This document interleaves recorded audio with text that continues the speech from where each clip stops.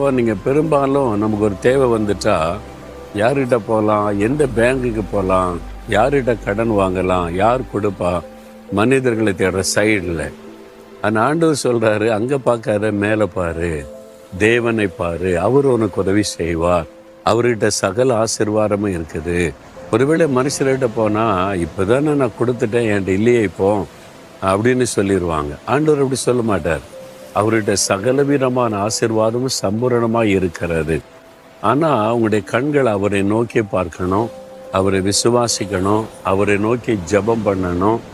அது மாத்திரம் இல்லை, அவர் சில கண்டிஷன் சொல்லுவார். என்ன சொல்லுவார் அவர்? என் சத்தத்தை கேட்டு என் வசனத்தின்படி நடந்து எனக்கு பிரியமானபடி நீ வாழ்ந்தா நான் வானத்தின் பலகடிகளை திறந்து உன்னை ஆசீர்வதிப்பேன். நான் இஷ்டப்படி வாழ்வேன், இஷ்டப்படி நடப்பேன், குடிப்பேன், வெறிப்பேன், ஜாலியாக இருப்பேன். அதுக்கு என்ன, எனக்கு எல்லாத்துக்கும் பணம் வேணும், அதுக்கெல்லாம் ஆண்டவர் தரமாட்டார்.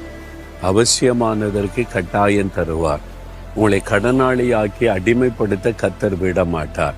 நீங்கள் அவரை விசுவாசத்தோடு தேடினா இன்றைக்கு உங்களுடைய தேவையெல்லாம் சந்திக்கப்படும்.